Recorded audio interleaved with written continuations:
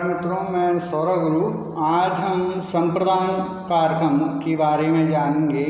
जो कारक है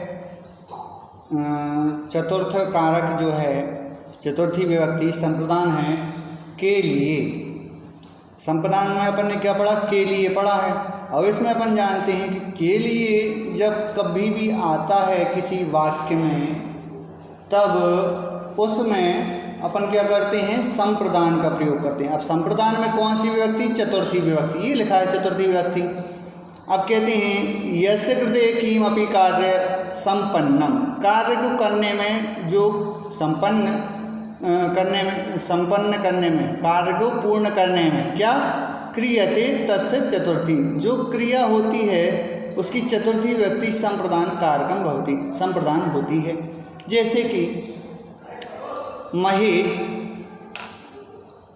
जैसे कि अपन यहाँ पर आ जाते हैं महेश। महेश में ये क्या हो गया? कर्ता। रमेश, ये भी क्या हो गया? कर्ता। अब ये दोनों कर्ता हो गए हैं, तो कर्ता के बाद अब क्रिया इन्होंने क्या की? महेश ने धनम ददाति मतलब धन दिया, और रमेश ने विद्यालयम गच्छति विद्यालय को गया। ये क्रिया हो गई। ठीक है, क्रिया क्या हो गई? ददाति मतलब देना, गच्छति मतलब जाना। धातु, इसको धातु भी कहते हैं।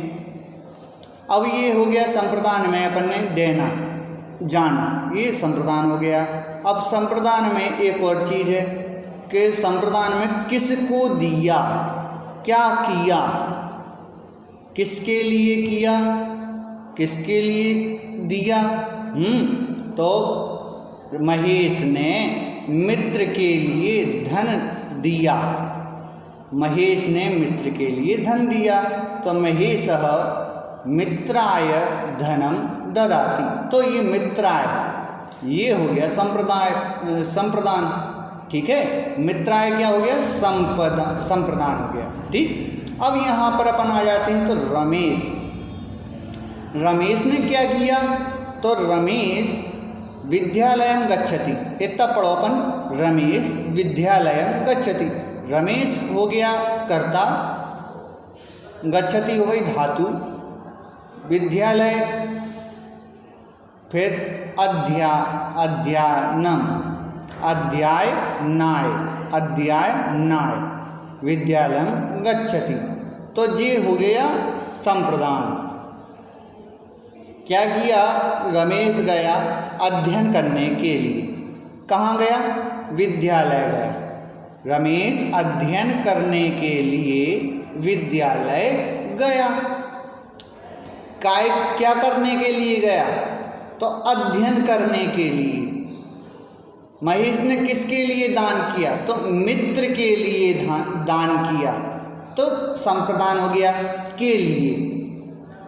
ठीक है, अपन ने ये पढ़ लिया संप्रदान चतुर्थी विभक्ति प्रथमा एक वचन, द्विवचन, बहुवचन में जब भी अपन किसी चीज़ को देते हैं, क्रिया करते हैं, तो क्रिया में के लिए शब्द आना चाहिए, या के लिए नहीं भी आए तो क्रिया ऐसी होनी चाहिए कि अपन दे रहे हैं, किसके लिए दे रहे हैं, अपन ग्रहण कर रहे हैं, किसके लिए ग्रहण कर रहे हैं, क्या करना चाहते हैं अपन। तो उसमें अपन जब भी के लिए या कोई भी चीज़ है करने में समर्थ अपन हो रहे हैं, तो क्या कर रहे हैं, किसके लिए कर रहे हैं। तो महेश मित्र के लिए धन दे रहा है।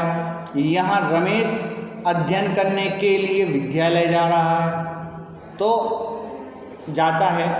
तो अपन ये समझ गए संप्रदान क्या है। अब ये क्या कह रहे हैं? संप्रदान जो कारक है, संप्रदान कारके अयम विशिष्ट नियम अस्ति। इसके विशिष्ट नियम हैं।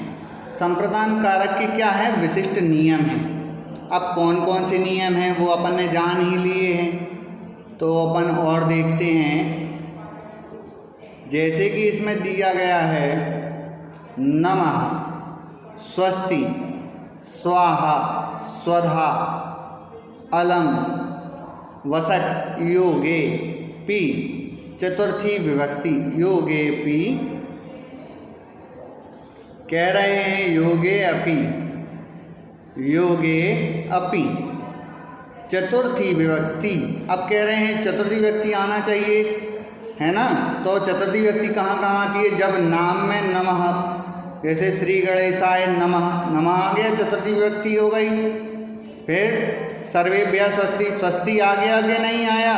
सर्वेभ्यः सभी के लिए, स्वस्ति मतलब प्रणाम करना होता है। स्वस्ति उनका शुभ करना, शुभ उनकी शुभता के लिए अपन कुछ अच्छा करने जा रहे हैं, ठीक है। अब जब भी ये शब्द होंगे नमः, स्वस्ति, अलम, तो अर्जुन करणाय अलम, तो इत्यादि ये चीज़ हैं शब्द रूप चतुर्थी व्यक्ति का पालन करते हैं, ठीक है। तो चतुर्थी विभक्ति से संबंधित अपन ने ये 6 वाक्य हैं, 1 2 3 4 5 6, है ना। वसट योगेपि और भी चीज़ हैं संप्रदान में करने के लिए। अब अपन अपादान के बारे में जानते हैं। तो अपादान में अपन जानेंगे, क्या जानेंगे? तो अपादान में अपन आ जाते हैं यस्मात् स्थानात् वस्तुनः पृथक्करणं लक्ष्यते।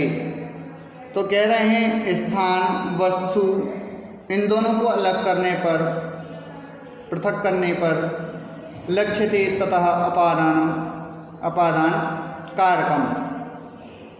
जब किसी चीज़ को उस चीज़ से अलग कर दिया जाए, उसी का अंश है और उसी से अलग कर दिया जाए, तो वहाँ अपादान हो जाता है। दान तो मालूम है अपन देना होता है।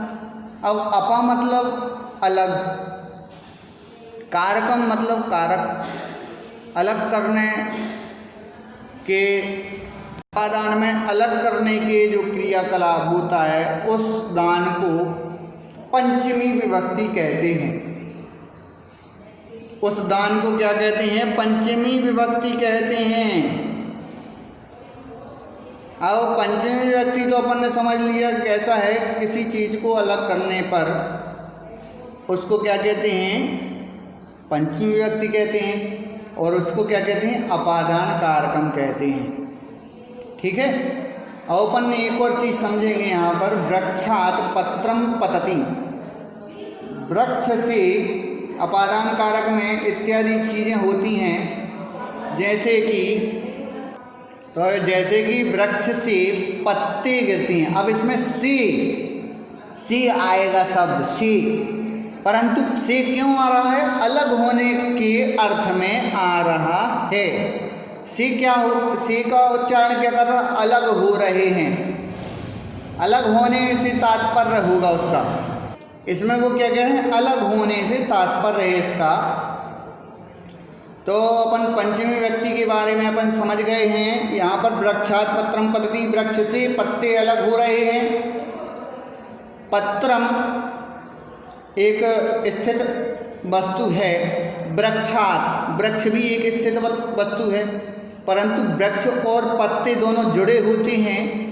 अब यहाँ से अलग हो रहे हैं, यहाँ अलग हो रहे हैं। क्यों अलग हो रहे हैं? पतति मतलब टूट कर गिर रहे हैं। वृक्ष से पत्ते टूट कर क्या हो रहे हैं? गिर गए, अलग हो गए। तो प्रभावित हुए कि नहीं हुए? यहाँ पर अलग होने को ही अपादान कहते हैं। अब अलग होने में से आए, जैसे गंगा नदी है, हिमालय से जिस चीज़ से अलग हो रही है उसमें पंचमी विभक्ति का प्रयोग होता है। जिस चीज़ से अलग हो रही है उसमें पंचमी विभक्ति का प्रयोग होता है। जिस चीज़ से अलग हो रही है उसमें पंचमी विभक्ति में एक वचन, द्विवचन और बहुवचन वहाँ पर उसका प्रयोग होता है। अब यहाँ पर अपन समझ गए हैं कि गंगा नदी हिमालय से अलग हो रही है और वहाँ से ही हिमालय से वह प्रवाहित होती है, प्रभवती प्रवाहित होती है। तो हिमालय से ही अलग हो रही है ना, हिमालय से गंगा अलग हो रही है। तो से आया कि नहीं आया? आया। जब से आ गया, अलग हो गई, तभी तो पंचमी विभक्ति आ गई, है ना। अपादान कार के, यहाँ कह रहे हैं अपादान कार के विषय विशेष नियमास्ति, विशेष नियम है अपादान के, जैसे भय, क्षर इत्यर्थस्य धातूनां योगेऽपि पंचमी विभक्ति भवति। कह रहे हैं भय, रक्ष इत्यादि जो चीज़ें हैं उसमें धातुओं के योग से, उसमें धातुओं के योग से ही पंचमी विभक्ति होती है। अब यहाँ जैसे उन्होंने बताया है, बालकः चोरात् बिभेति, बालकः कर्ता हो गया, चोरात् चोर से, बिभेति भयभीत है, भयभीत है कि नहीं? चोर से ही उसको डर लगेगा, किसी और से डर लगेगा क्या? पिताजी से भी डर लगेगा, माता से भी डर लगेगा। जब वो कोई गलत काम करेगा तो, गलत काम करेगा तो फिर सभी से डर लगेगा, तो वो भय है उसके अंदर। फिर अपन आ जाते हैं जुगुप्सा, विराम प्रमादार्थ धातु नाम योगे पंचमी विभक्ति, पापात विरमति, पाप से विमुख हो जाते हैं जब पाप से लिप्त हो जाता है व्यक्ति कोई, तब वह पापी हो जाता है। चोराद विभेति, चोर का भी भय होता है। तो जी इसमें उन्होंने बता दिया है कि अलग होने को ही कहते हैं। जहाँ पर अलग हो रहे हैं वहाँ पर अपादान ही आएगा। अब जब अपन दोनों के बारे में अपन ने समझ लिया, संप्रदान अपादान के बारे में जान लिया है, तो अपादान में अलग होने की ही चीज़ को पंचमी विभक्ति बताती है कि भाई ये अलग हो रहे हैं, वृक्ष से अलग हो रहे हैं, हिमालय से अलग हो रही है गंगा, वृक्ष से पत्ते अलग होकर गिर रहे हैं, टूट रहे हैं, तो बताते हैं अलग होने को। जैसे कि मैं विद्यालय से जा रहा हूँ, अलग हो गया, अब मैं विद्यालय कभी नहीं आऊँगा। या मान के चलो मैं भोपाल से आकर बासुदा में रहने लगा, या फिर मैं बासुदा से कहीं चला जाऊं, भोपाल चला जाऊं, विदिशा चला जाऊं, फिर बासुदा लौटकर कभी नहीं आऊं, तो से अलग होकर, है ना।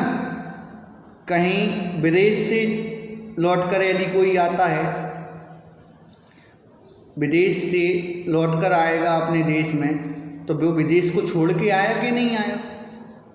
तो विदेश से तो उसमें आ जाए विदेशात, देश से तो देशात, गंजबासुदा से गंजबासुदात, भोपाल से भोपालात, है ना। अलग हुआ कि नहीं हुआ? भोपालात, है ना, भोपालात। तो जब ये अलग हो जाएंगे, पत्रात, पुष्पात, वृक्षात, कर्णात, श्रवणात, सुनने से अलग हो गए। भाई हम सभा में गए थे, हमें सुनना ही नहीं था, हमें नहीं सुनना था, तो सुनने से अलग हो गए, हम दूर बैठ गए, हमें नहीं सुनना उनकी। तो ये जब भी किसी चीज़ से अलग होते हैं तब पंचमी विभक्ति का प्रयोग होता है। धन्यवाद। समझिए अपन।